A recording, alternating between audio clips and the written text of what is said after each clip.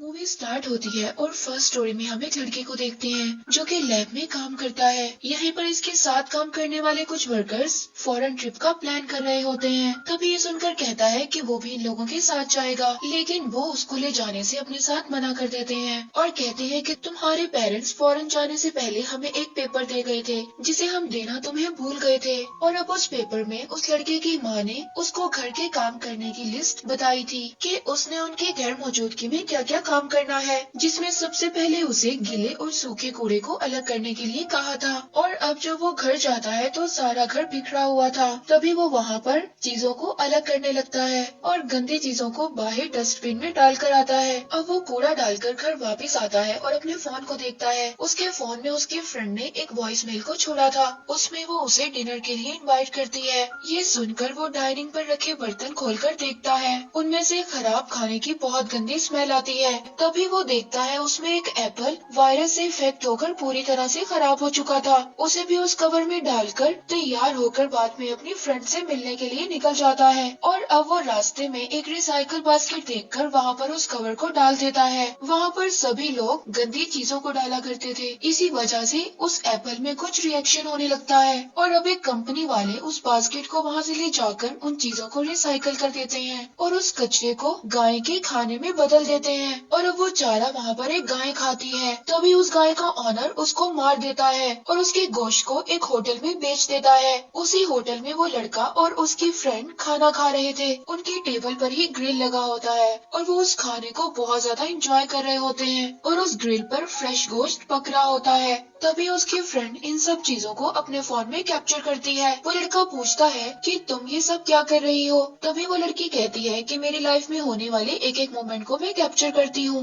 और यही मेरी हॉबी है। और जब ये खाना खा रहे होते हैं तभी वहाँ पर एक सर्वेंट आकर उनको गाय का लीवर पेश करता है। यही इस होटल की स्पेशलिटी है। ये कहकर वो लड़का उस लीवर को खा जाता है। तभी उसके मुंह में कुछ अटक जाता है। निकालने पर पता चलता है कि ये एक एप्पल का छिलका था। और अब वो ये सोचता है कि ये कैसे गाय के लिवर में आ गया और फिर से वो खाना खाना स्टार्ट कर देता है। और फिर वो एक पार्क में बैठकर बातें करते हैं। तभी वो लड़का अपनी फ्रेंड से पूछता है कि तुम मुझे क्यों पसंद करती हो। और उसकी फ्रेंड उसको जवाब देती है कि तुम बहुत मासूम हो, इसीलिए मैं तुम्हें पसंद करती हूँ। तभी उस लड़के की शक्ल में कुछ बदलाव नजर आता है और लड़की उससे पूछती है कि ये तुम्हें क्या हुआ है। तभी दो लोग पार्क में खड़े उनकी तरफ बॉल को फेंकते हैं। तभी वो लड़का गुस्से में खड़ा होता है, लेकिन उसकी फ्रेंड उसको रोक लेती है कि हमें इन लोगों के पास नहीं जाना चाहिए और कहती है कि हम यहाँ से चलते हैं। लेकिन वो लड़का अपनी फ्रेंड की बात को नहीं मानता और उन दोनों लड़कों के साथ झगड़ने के लिए चला जाता है। और अब वो दोनों लड़के उसको बहुत जोर से मारते हैं, उसको गले से उठाकर नीचे फेंक देते हैं। वहीं पर उस लड़के को वॉमिट होती है और गाय का लीवर उसके मुंह से बाहर आ जाता है। तभी उसकी फ्रेंड उसको बचाने के लिए किसी को कॉल करती है और मदद मांगती है। अब उस लड़के की बॉडी में कुछ अजीब सी चेंजिंग हो रही थी और अब वो लड़का उन दोनों लड़कों को बहुत जोर से मारने लगता है। और अब उसकी फ्रेंड ये सोचती है कि क्या ये ऐसे भी कर सकता है।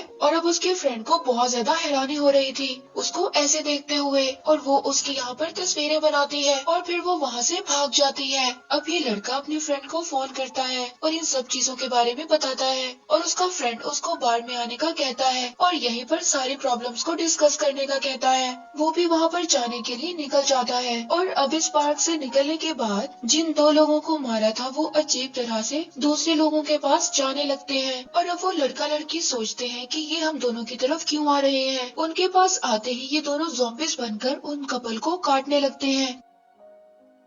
और दूसरी तरफ उस लड़के की फ्रेंड बस में ट्रैवल कर रही थी और उसको भी वॉमिट स्टार्ट होती है। और उसके बाद वो सभी लोग जिन्होंने उस रेस्टोरेंट का खाना खाया था उन सबको वॉमिट हो रही थी और अच्छे भले लोग एक दूसरे से बात करते हुए लड़ने लगते हैं। यहाँ पर वो लड़का आराम से चलते हुए बार के अंदर आ जाता है। यहाँ पर बहुत सारे लोग मस्ती में डांस कर रहे होते हैं और अब वो अपने फ्रेंड को सारी स्टोरी सुनाता है कि वो इस बारे में नहीं जानता कि उसको क्या हुआ है। उसके फ्रेंड ने शायद वाइन को इतनी ज्यादा ज्यादा पीली थी कि उसे उसकी बातें समझ नहीं आ रही थी। तभी वो उसको इग्नोर करता हुआ डांस करने के लिए ले जाता है। दूसरी तरफ उसकी फ्रेंड के चेहरे पर भी अजीब से निशान आने लगे थे। वो अब लड़के को कॉल करती है, लेकिन ज्यादा आवाज की वजह से वो उसकी कॉल को नहीं सुन पाता। लेकिन उससे यहाँ पर भी नहीं रह जाता, वो घर जाने की सोचता है। वो वहाँ पर परेशान होकर एक आदमी को बहुत जोर से मारने लगता है और उसे 2-3 लोग उठाकर वहाँ से बाहर फेंक देते हैं। और यहाँ पर जिसने उस रेस्टोरेंट का खाना खाया था वो सभी लोग ज़ॉम्बीज़ में बदल रहे थे। और वो लड़का भी बगैर इधर उधर देख के चलता जाता है। उसका फोन भी गिर जाता है, लेकिन वो इसको भी नोट नहीं करता और चलता जाता है। और तभी ये न्यूज टीवी में भी आ जाती है और टीवी में ब्रेकिंग न्यूज थी कि क्यों सब लोग एक ही रात में ज़ॉम्बीज़ में बदलते जा रहे हैं। और वो लड़का अब अपने घर आ जाता है और टीवी में न्यूज को सुनता है कि इस वायरस के बारे में अभी भी किसी को कुछ नहीं पता। वैक्सीन को ढूंढने से ही हम इस वायरस से बच पाएंगे। और अब वो टीवी देखते हुए बाकी चीजों को भी तोड़ने लगता है। और घर के बाहर उसके पेरेंट्स और उसकी बहन आ जाती हैं और घर की डोर बेल को बजा रही होती है, लेकिन वो लड़का दरवाजा नहीं खोल रहा था। अब उनको कुछ समझ नहीं आता। वो अपने पास रखी हुई की से डोर को खोल लेते हैं और अंदर आते हैं। अंदर घर सारा अंधेरे में था, चीजें यहाँ वहाँ बिखरी होती हैं। और अब ये सभी चीजें देखकर उसकी माँ चिल्लाती है कि मैंने तुम्हें सब कुछ एक पेपर पर लिख कर दिया था, फिर भी तुमने इस घर को कूड़ेदान में बदल दिया। और अब वो लड़का आहिस्ता से चलकर इनकी तरफ आता है। तभी ये तीनों सोचते हैं कि इसको क्या हुआ है, तो वो उनकी तरफ आकर अपने फादर को ही बाइट कर लेता है और फिर अपनी छोटी बहन को भी मार देता है। और ये सब देखकर उसकी माँ अपने आप को रेस्ट रूम में बंद कर लेती है। वो तेजी से दरवाजे को मारता है, लेकिन उसकी माँ दरवाजे को पकड़कर बैठी होती है। तभी वो बाहर के दरवाजे को खुला देखकर उसकी तरफ चला जाता है। और अब उस सिटी में सब लोग वायरस का शिकार हो गए थे और बाकी जो लोग बचे होते हैं वो एक बिल्डिंग पर चढ़कर अपने आप को गवर्नमेंट से बचाने की अपील करते हैं। और बाकी लोग सोचते हैं कि यही सही टाइम है और वो यहाँ वहाँ से चीजें उठा रहे होते हैं। गवर्नमेंट सब कुछ ट्राई करती है,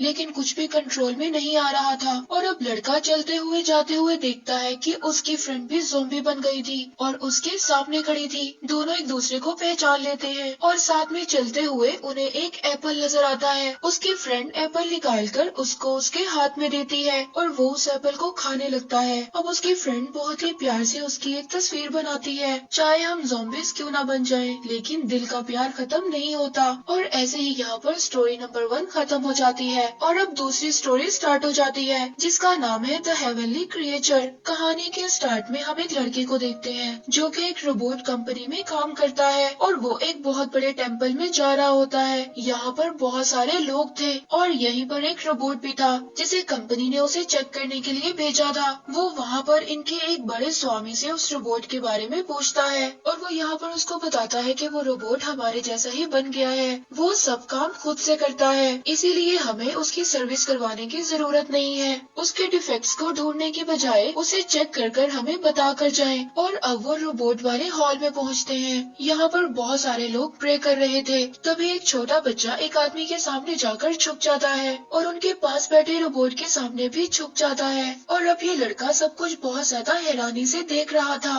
थोड़ी देर बाद वो लड़का रोबोट के पास आकर बैठता है और वो अपने साथ लाए हुए इक्विपमेंट्स निकाल कर रेडी होता है। और वहाँ पर बाकी सब लोग उसकी चेकिंग को बहुत ही हैरानी से देख रहे थे।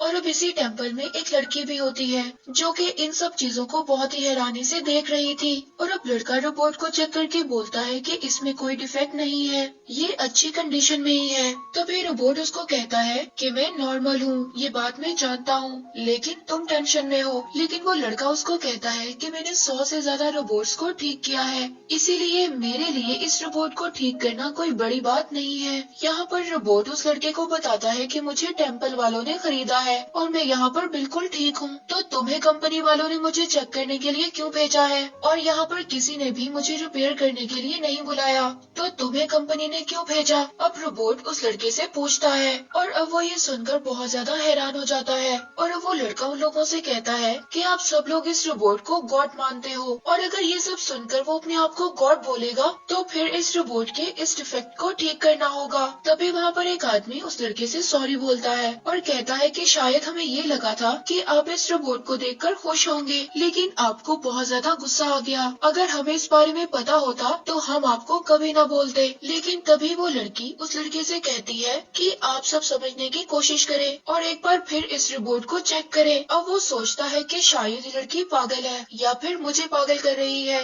ये सोचकर मैं बताऊंगा, ये कहकर वहाँ से चला जाता है। अगले दिन जब वो अपने घर में सो रहा था तो कोई उसके घर का दरवाजा नॉक करता है और जब वो अपने डोर के होल में से देखता है तो वहाँ पर एक लड़की खड़ी थी और उसके पास एक कार्टून बॉक्स था। अब लड़की उससे पूछती है कि तुम रोबोट्स को रिपेयर करते हो, और कहती है कि मेरे पपी को कुछ प्रॉब्लम है, इसको ठीक कर दो। लेकिन ये लड़का कहता है कि ऐसे टॉय रोबोट्स को रिपेयर करने वाले और भी बहुत से हैं, मैं स्पेशल किस्म के रोबोट्स को रिपेयर करता हूँ। और वो इस लड़के से कहती है कि अब रात हो गई है और कोई भी शॉप नहीं खुली, मैं इस पपी के बगैर इतनी देर नहीं रह सकती, इसीलिए इसको फौरन ठीक कर दो। ये कहकर वो रोने लगती है। ये देखकर वो लड़का पपी को अंदर ले जाकर उसमें एक चिप को डालकर बाहर लाता है और अब वो लड़की बैठी हुई स्मोकिंग कर रही थी और अब वो उसको कहता है कि मैंने इसमें एक चिप को फिक्स कर दिया है और सुबह तुम किसी अच्छी शॉप वाले को इसको दिखा देना। और फिर वो लड़की उस पपी को लेकर बहुत ही लापरवाही से वहाँ से चली जाती है। अब वो लड़का उस लड़की को अपनी विंडो से देख रहा था। वो लड़की उस पपी को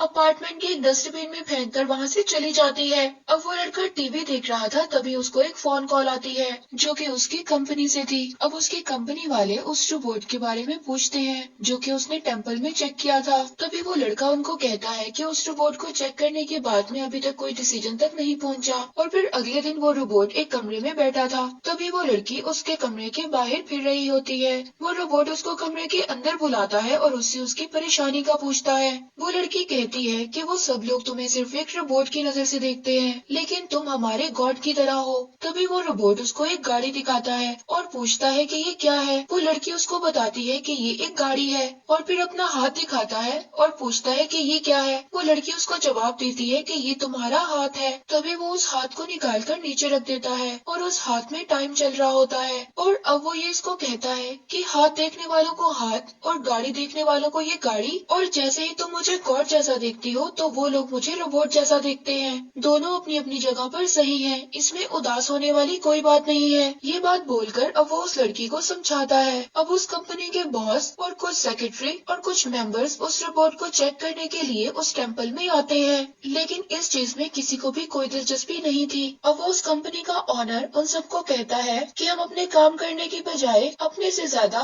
रोबोट्स पर ट्रस्ट करते हैं, इसीलिए रोबोट्स को लोग गलत कामों के लिए इस्तेमाल करते हैं। अब ये रोबोट बहुत ही ज्यादा पुराना मॉडल है, इसीलिए इंसानों के साथ रहकर इंसानों की तरह सोचता है और ये रोबोट इंसानों पर ही हावी होता जा रहा है। इसीलिए हम इन पुराने मॉडल रोबोट्स को डिसमेंटल कर रहे हैं। वहाँ के सभी लोग बहुत ज्यादा इनसे आर्ग्यू करते हैं और अब उस कंपनी का ऑनर कहता है कि आप लोगों ने पैसों से जरूर इस रोबोट को खरीदा है, लेकिन बनाया इसे हमारी कंपनी ने है और बनाने वाले को ही मिटाने का हक होता है। अब वो लड़का उस रोबोट के सामने आकर खड़ा हो जाता है और अपनी कंपनी के मेंबर से कहता है कि इस रोबोट को डिसमेंटल मत करें, लेकिन वो लोग उसको मारकर धक्का दे देते हैं। लेकिन रोबोट दोनों मारने वाले गार्ड्स को मार देता है। फिर रोबोट उन सबसे बात करता है। अब रोबोट इन सबसे कहता है कि मैं इन सबको मारकर यहाँ से भगा सकता हूँ, कि इंसान अपने सामने जैसे ही जिन चीजों को देखते हैं वैसे ही सीखते हैं और रोबोट्स भी ऐसे ही हैं। अगर आप अच्छे हो तो कोई भी हम बुरे काम को नहीं सीख सकते, गलत सोच आप ही से शुरू होती है। अगर डिसमेंटल ही करना है तो सबसे पहले इंसानों को डिसमेंटल करना होगा और मुझे इतना ज्यादा जीना जरूरी नहीं है। और अब वो उनके गॉड के स्टेचू के सामने बैठकर अपने आप को टर्मिनेट कर देता है और अब वो लड़का उसके पास जाकर चेक करता है तो उसकी सभी लाइफ ऑफ होती है। उसने खुद ही अपनी कहानी को खत्म कर लिया था। वो ये बात समझ जाता है। ये देखकर वहाँ के सभी लोग बहुत ज्यादा उदास हो जाते हैं। इसके बाद वो घर आता है और उसी डस्टबिन से उस पपी को निकालता है जो उस लड़की ने फेंक दिया था। अब उसके हाथ में लगे एक बड़े चिप को कट करके और वो उस पपी में लगा देता है और शायद ये भी रोबोट ही था, इंसानों की तरह लेटेस्ट दिखने वाला नया रोबोट। और उसने अब उस रोबोट से एक बात सीखी थी कि वो भी ऐसे ही लोगों की जान बचाएगा। और यहाँ पर थर्ड स्टोरी स्टार्ट होती है। है जिसका नाम है हैप्पी बर्थडे। इस कहानी में एक छोटी बच्ची को दिखाया गया है जो कि कुछ कंप्यूटर में ढूंढ रही होती है। तभी उसके फादर 8 बॉल पूल गेम में 8 नंबर की बॉल को ढूंढते हुए उसके पास आते हैं। उनकी आवाज सुनकर वो उस टूटी हुई बॉल को बाहर फेंक देती है और अब वो अपने फादर के ढूंढने से पहले कंप्यूटर पर ऑर्डर कर उस बॉल को मंगवाना चाहती थी। इसके बाद वो 8 नंबर की बॉल उस होल में जाकर गिर जाती है और वहाँ पर कुछ ब्लैक कलर का कनेक्ट होता है। इसके बाद न्यूज में दिखाया जाता है कि एक पोल का प्लेनेट से टकराने वाला है जिसके बाद ये दुनिया तबाह हो जाएगी, जिसकी वजह से ये लोग सिर्फ 12 घंटे तक ही जिंदा रह सकते हैं। उस बच्ची के मॉम, डैड और मामा कुछ सामान लेकर एक सुरंग में छुप जाते हैं और उसमें टीवी कनेक्शन लगाकर न्यूज को देखते रहते हैं। उस सुरंग में वो अपनी जरूरत के कुछ पौधे भी संभाल कर रखते हैं जिनको वो दुनिया खत्म होने के बाद दोबारा से उगा सके। उस जगह पर पावर कनेक्शन नहीं थी, इसलिए वो एक साइकिल चलाकर पावर कनेक्शन पैदा करते हैं और टीवी न्यूज पर टाइमर चल रहा था। अब ये देखकर वो छोटी बच्ची चैनल को बदल देती है। वो चैनल्स को बदलती रहती है और बोर हो रही थी। दूसरी तरफ उसके पेरेंट्स 8 बॉल पूल गेम को खेल रहे थे और अब वो छोटी बच्ची जोर जोर से रोने लगती है और वो तीनों उससे पूछते हैं कि क्या हुआ। वो बच्ची उन तीनों को बताती है जो टीवी में दिखाया जा रहा है वो 8 नंबर बॉल की तरह है और शायद जिसका उसने ऑर्डर प्लेस किया था। ये सुनकर सब उसको अजीब तरह से देखते हैं। इसके बाद वो जाकर अपने कंप्यूटर को चेक करती है और अब वो कहती है वो पोल का जो प्लेनेट से टकराने वाला है उसको मैंने ही ऑर्डर किया था। लेकिन सभी कहते हैं कि तुम बहुत डरी हुई हो इसलिए ऐसी बातें कर रही हो। हम चारों बहुत ही ज्यादा सेफ हैं, हमें कुछ भी नहीं होगा, तुम डरो मत। लेकिन वो कहती है कि आप लोग मेरी बात का यकीन करें, उस ऑर्डर को प्लेस मैंने ही किया था। अब वो बताती है कि 8 नंबर वाली बॉल मुझसे टूट गई थी और उस बॉल को मैंने फेंक दिया था, जिसके बाद मैंने ऑनलाइन उस ऑर्डर को प्लेस किया था और वो शायद कोई अजीब सी वेबसाइट थी लेकिन उस पर 8 नंबर वाली बॉल आ रही थी और मैंने उस पर अपनी डेट ऑफ बर्थ को मेंशन कर उस ऑर्डर को प्लेस कर दिया था। वो शायद कोई एलियन की वेबसाइट है जो उस बॉल को अब भेज रहे हैं, लेकिन वो लोग उसकी बात का यकीन नहीं करते। इसके थोड़ी देर बाद वो दोबारा से टीवी देखते हैं जिसमें बताया जा रहा था कि दुनिया थोड़ी देर बाद खत्म हो जाएगी। अब वो बच्ची ये सब सुनकर बहुत रोती है और सोचती है कि शायद ये सब कुछ मेरी वजह से हो रहा है। उसको सब लोग चुप करवा रहे थे। फिर वो थोड़ी देर बाद बाहर जाकर बैठ जाती है और टाइम आहिस्ता आहिस्ता खत्म हो रहा था। तभी उसके मामा कंप्यूटर पर चेक करते हैं और उसके पेरेंट्स को बताते हैं कि वो सच बोल रही है। ऐसे ही शायद कोई एक वेबसाइट है जिसमें उसने ऑर्डर को प्लेस किया था। पहले ब्लैक बॉल इंटरनेट से कनेक्ट हुई थी और ऐसा शायद नासा ने कहा था और यही इन सब की वजह है। और अब वो बॉल प्लेनेट की तरफ आने वाली थी और वो बच्ची अंदर आकर फौरन कहती है कि अगर मैंने अपने ऑर्डर को कैंसिल कर दिया तो सभी लोगों की जान बच जाएगी।